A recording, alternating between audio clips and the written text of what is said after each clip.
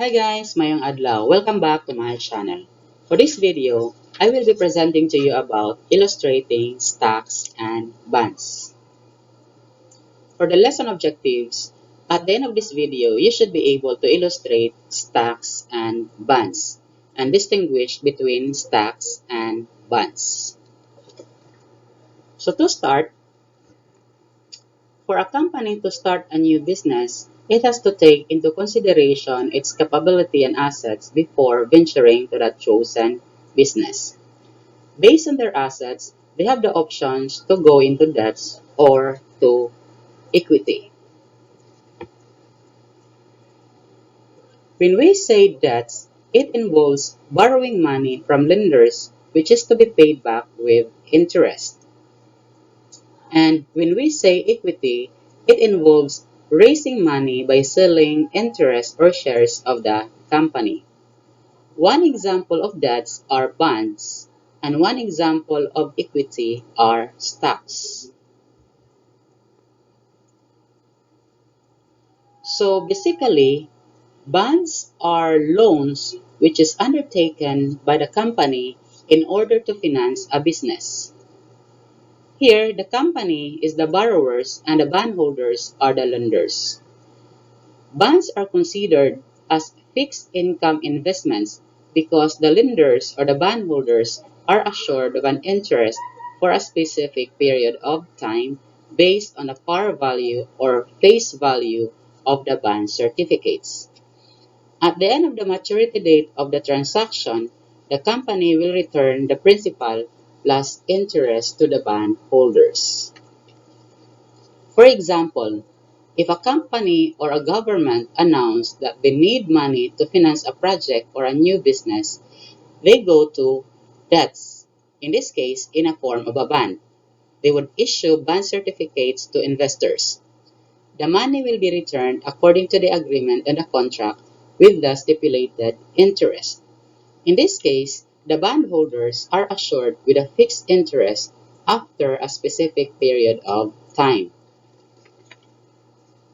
While stocks, unlike with bonds, stock is a share of ownership in a company.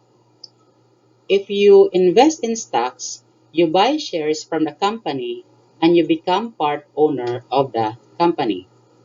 You are considered the investor or you are called a stockholder or shareholder of the company. The money you invested will become part of the capital of the company. If the business will prosper, the investor has the option to continue investing or to sell their shares in a much higher price. In this case, you will lose your ownership of the company. The buyer shall become the new shareholder.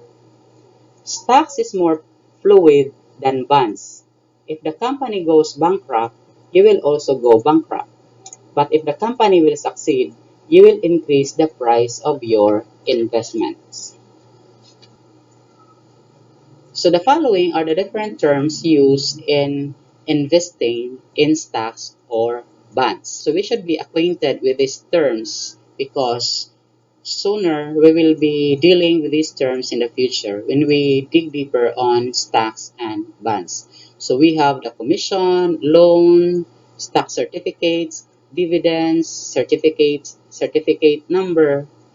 So when you say commission, it is a payment to an agent or salesperson based on the value or quantity of goods both bought and sold. It is a brokerage fee. When I say loan, in this case, it is more connected to bonds. It is an agreement in which a lender gives money or principal to a borrower in exchange for the future repayment of the principal along with the interest or other finance charges. So we have the bond certificate or a stock certificate.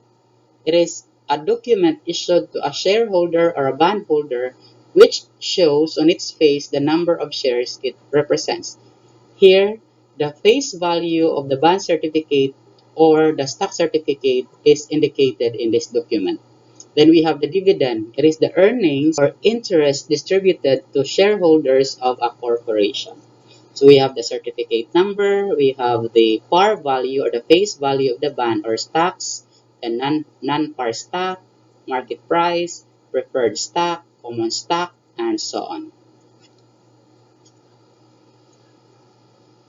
For example, a company wants to venture into a new business, but it needs additional budget, so they would go to a bank and apply for a loan.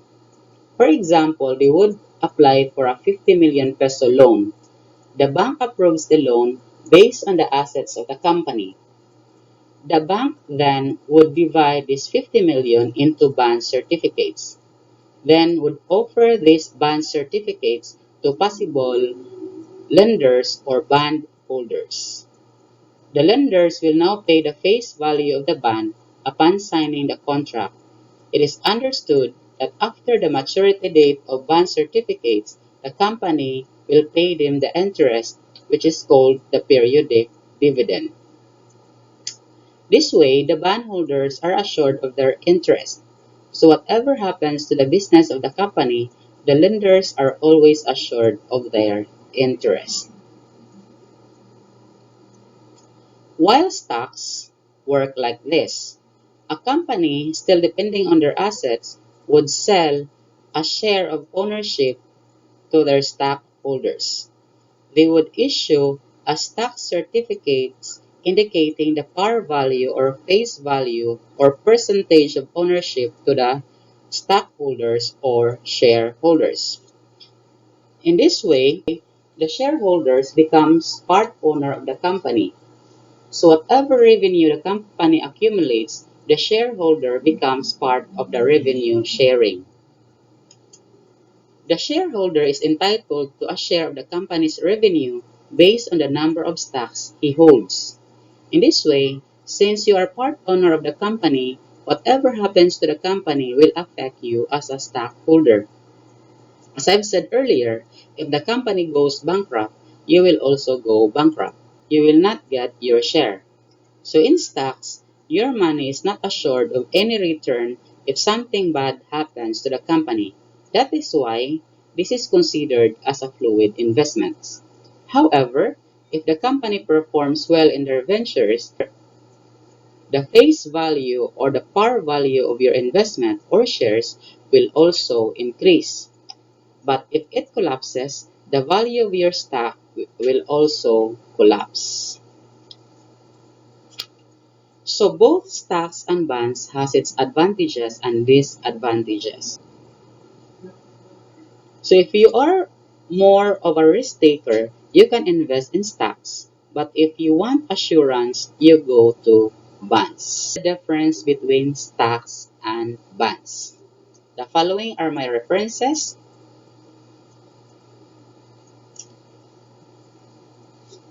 These are the sources of this presentation, especially on the different definition of terms. Don't forget to subscribe, like, and share. And thank you and God bless.